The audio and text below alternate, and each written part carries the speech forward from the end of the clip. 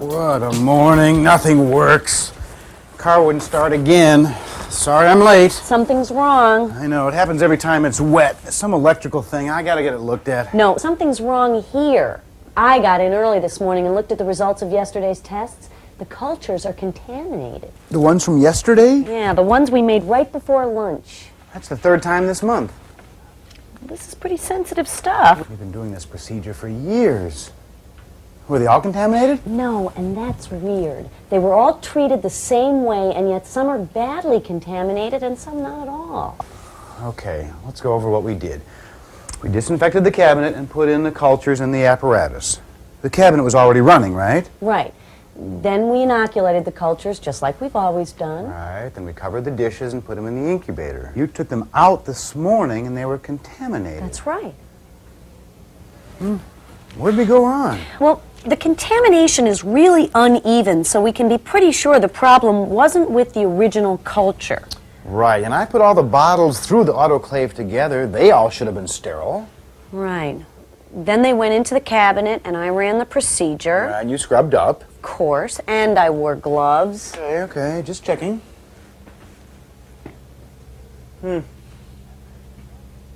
Must have happened in the cabinet. Why? Well, if the stock culture was okay, and the equipment was all sterile, and the dishes were all covered when they came out of the cabinet... Then the contamination must have happened in the cabinet. Right. But the cabinet's supposed to be a clean environment. What do we know about this cabinet? Well, it's a big metal thing with fans inside that's supposed to help keep things from getting contaminated. Can you be more specific? No, can you? No. I got the manual right here. Let's see what it says. Let's.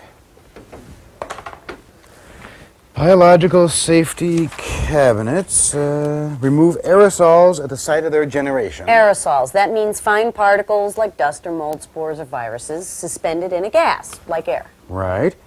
Now, Class 2 cabinets provide personnel, environmental, and product protection against particulates. That means Class 2 cabinets protect me from the thing I'm working with, and they protect what I'm working with from me. Right. Wonder which is more important. Very funny, very funny. The cabinet also keeps the product you're working with from contaminating the environment.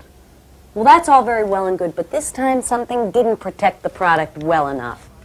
The basic components of a biological safety cabinet are a stainless steel enclosure, HEPA filters, and motor blowers which produce controlled airflows. Why don't we start from the beginning and go right through the manual and compare it to what we do? Good idea. Begin at the beginning. Okay, it says, before you do anything, be sure you select the right cabinet for your work. You mean be sure you're not working in a chemical fume hood when what you need is a biological safety cabinet? Yes, and that you're not working in a Class 1 cabinet when what you really need is a Class 2 cabinet. What's the difference? Well, both Class 1 and Class 2 cabinets protect you, but a Class 1 cabinet doesn't provide a clean environment for the product you're working on. Well, that's really something we should check with the Health and Safety Office when the work's being scheduled. Yes, I did that. I always clear any new procedure with health and safety before I schedule it, so I'm sure we use the right equipment. You know, I'm not sure I've ever really understood how the cabinet works. I just work in it. Well, let's see. It says here, laminar airflow provides an effective barrier to the movement of aerosols into or out of the cabinet. Air is drawn through the HEPA filter, effectively removing particulates. Gases and vapors, however, pass through the filter and are exhausted or recirculated. There are also different types of Class 2 cabinets. Some of them recirculate the air in the cabinet and exhaust part of it into the room, and still others exhaust it outdoors. So in the cabinets that recirculate air, vapors would become more concentrated as the air recirculates. You're right. And if you're using volatile chemicals, that could get to be an explosive situation. So volatile chemicals should never be used in a cabinet that recirculates a lot of the air. Right. And whenever we're going to use something new in the cabinet that might be hazardous, we better check it out with health and safety. Right. Okay. Says here a cabinet needs to be certified on a regular basis. Certified? Checked for balanced airflow and leaks in the HEPA filter. Oh, yes. How often is a regular basis? I think it was done recently. Here it is. Whenever the cabinet has been moved, whenever the HEPA filter has been replaced, or annually. It says on this sticker that the cabinet was certified 8 months ago, so we should still be okay. Yeah, let's not forget about it in 4 months, though. I mean, we work with some pretty dangerous cultures here sometimes. Imagine if it was us that got infected instead of the cultures. Luckily, we didn't contaminate ourselves, but we certainly did something wrong. Let's think about how we work in the cabinet. Okay. Well, let's run through the procedure we did yesterday. Check to be sure the cabinet is running. Check. Check to be sure that air is flowing. Check. You know, the manual says it's a good idea to keep the cabinet running all the time, to keep the workspace free of particulates. It's expensive. I hate to run it when we don't need to. Well, it's cheaper to leave the cabinet running than to rerun tests. You got a point there. If you must shut the cabinet off, clean the interior thoroughly, and don't start work for at least 3 minutes after you turn the cabinet on so that all the air in the cabinet gets filtered, okay? Let's continue. Turn the fluorescent light on and make sure the UV light is off. That should be off whenever anyone is in the room. It is off. I turn it off every morning when I get here before you do, but it's still a good idea to check. Right. Then we check to make sure the viewing screen is in the right position and that the drain valve is closed.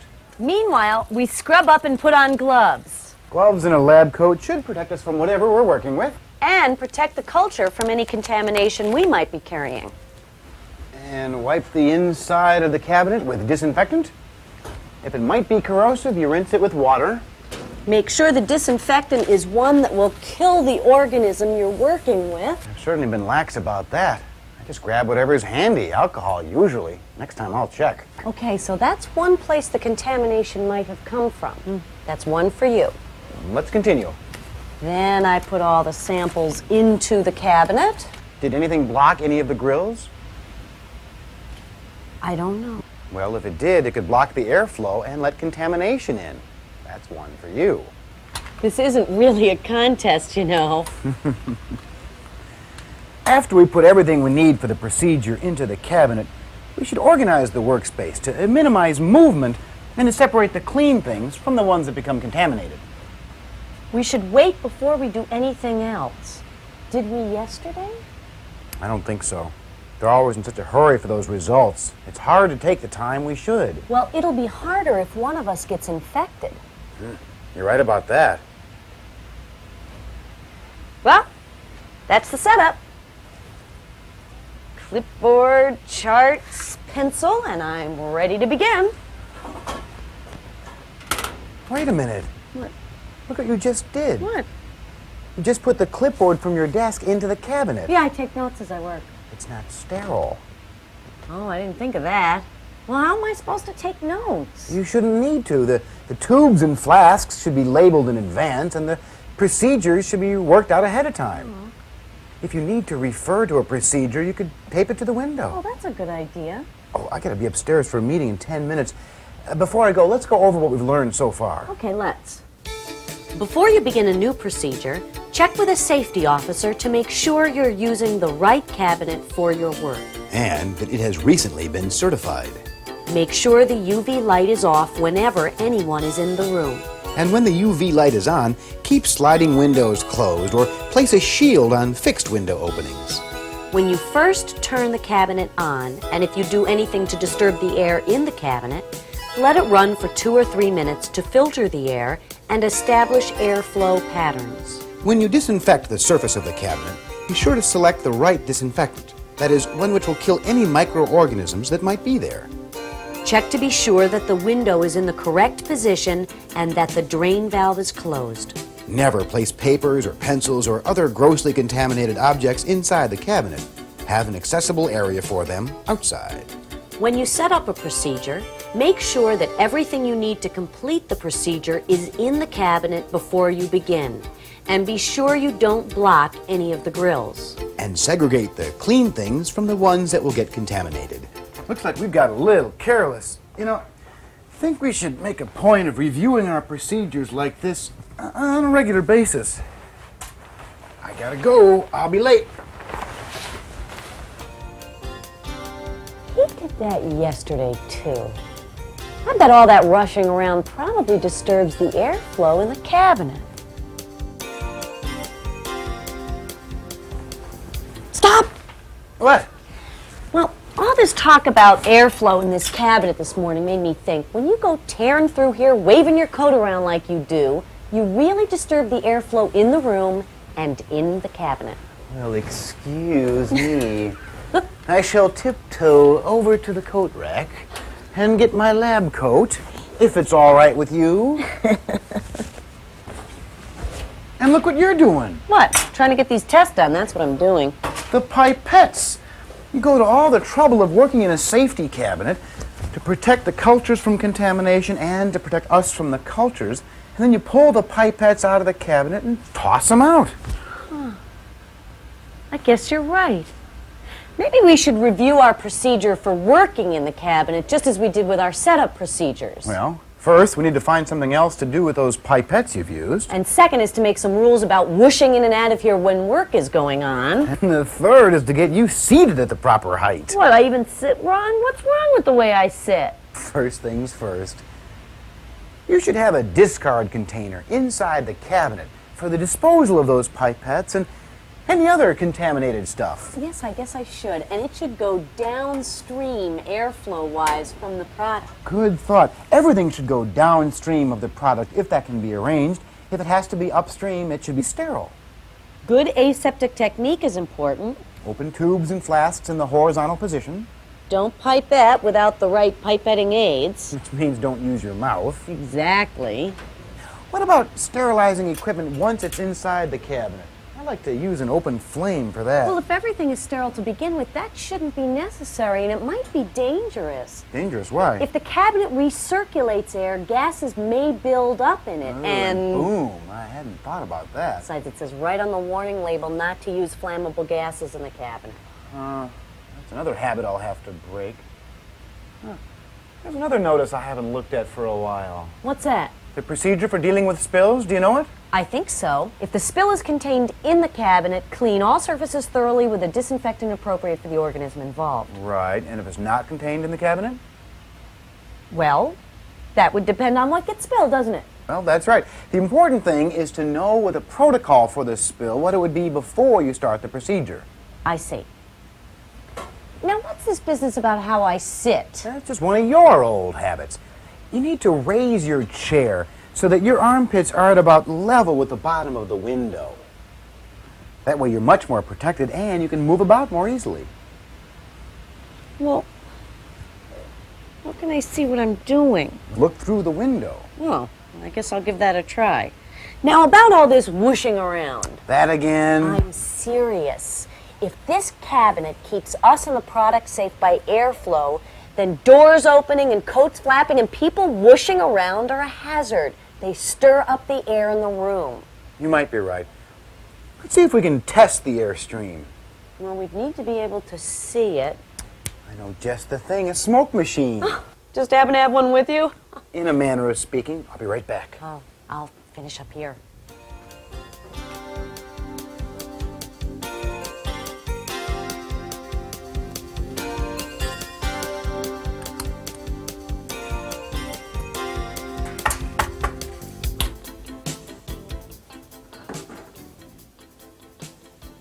Nice smoke machine.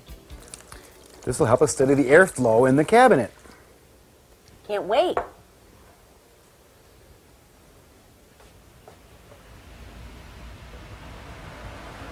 That's amazing. Let's see what happens when you put your arm in the cabinet.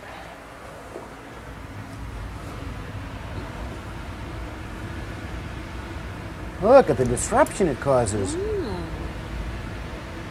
Yeah.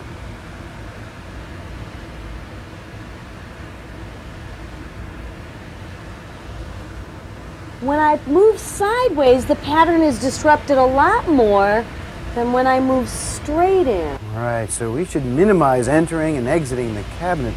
But when we have to... When we have to, we should move straight in or out. Right, and move gently. And minimize the movement of contaminated items near clean ones. Right. Wow.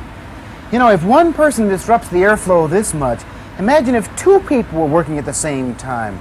I think that means only one person ought to be working in the cabinet at any one time. And I bet that one person will be me more than you. I have to go to those meetings. Say, can I buy you a cup of coffee? Let me see that for a sec. What? Just go over by the table. Why? This is my experiment. Go over by the table. Okay, here I am. Okay, now walk to the coat rack. Okay. Ha! Look at that. Your whooshing really is a disturbance. Wow, I guess it is. Well, I guess I will be more careful how I enter the room. And when? We should post a sign on the door when we're working in the cabinet telling people not to enter. It's another good idea. I guess now we really do deserve a cup of coffee. Is this bribery? Reward. Or is it a good idea? Definitely a good idea. I'll be right back. Oh no, we shouldn't be eating or drinking in here. If something's accidentally released in the cabinet or gets on our hands, we could ingest it. Okay, we'll go to the cafeteria then. But first, let's review what we found out again. Okay. First, we discovered that people walking and doors opening and closing can cause air turbulence and disturb the airflow. So you should schedule uninterrupted work times and put a sign on the door that the cabinet is in use. Only one person should work in the cabinet at a time. The operator should be seated with armpits level with the bottom of the window. Use good aseptic technique. Always. And use a limited number of slow movements in the cabinet and minimize entering and exiting. If you must enter or exit, do so from straight on, then allow the cabinet to stabilize. Locate the product upstream airflow-wise from hands, equipment, and non-sterile items. And of course, minimize movement of non-sterile items near sterile ones. Do not use an open flame in the cabinet. Post a copy of your institution's protocol for handling spills and read it. Never eat or drink near the cabinet. Never chew gum, store food, or smoke near it either. Well, that about covers it. Well, to the cafeteria then. Our coffee awaits after you. After we take off our coats and wash up, you mean? Yeah, it's exactly what I meant. We probably ought to think about the right way to clean up, too. Well, we don't want to just toss the stuff in the wastebasket. We've been through that before. No, but everything that's been in touch with the product we've been testing should be sealed up. Well, you've been in touch with the product. Can we seal you up? Very funny. No, I mean like... You mean like the used pipettes. Right. Well, first, all the surfaces in the cabinet should be disinfected. Then the used pipettes, along with any other disposable waste like used paper towels, should be placed in biohazard bags, and the container they were in should be covered. And we let the cabinet run with no activity for a few minutes to filter contaminants out of the air. At this point, if you're working with especially dangerous substances, you should change gloves or remove outer gloves and discard them in a biohazard bag. Now, it ought to be safe to remove everything from the cabinets. We put everything that came in contact with the organisms, Like the pipette tray. into the autoclave. And we should disinfect the inside surfaces of the cabinet again. Okay, that's it. And we can shut it off, right? Remember, the manual said it's a good idea to keep the cabinet running all the time. It said, if you must shut it off, let it run for 2 or 3 minutes again for a final purge. Okay, you're right. We'll leave it on. I don't think that's a good idea.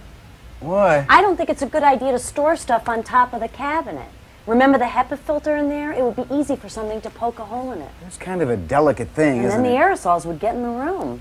Not a pleasant thought. Oh. It'll be safe right over here until tomorrow. Okay, let's do one last review. Okay, let's. All equipment which has been in contact with the research agent should be enclosed, and all surfaces disinfected. Remove everything from the cabinet and disinfect the inner surfaces again. Do not store equipment or supplies in or on the cabinet. If possible, leave the cabinet running. If you must shut it off, do so after a final purge of 2 to 3 minutes, then close the cabinet window completely. Now, this has been an interesting day. With the amount of work we're expected to produce every week, it's easy to see how we've gotten sloppy. But with the cultures we're working with these days, it's more important than ever to work safely. You know, it'll be a few days before we know for sure whether we've solved our contamination problem. But this place feels safer tonight than it did this morning. That's for sure. Well, good night. Good night.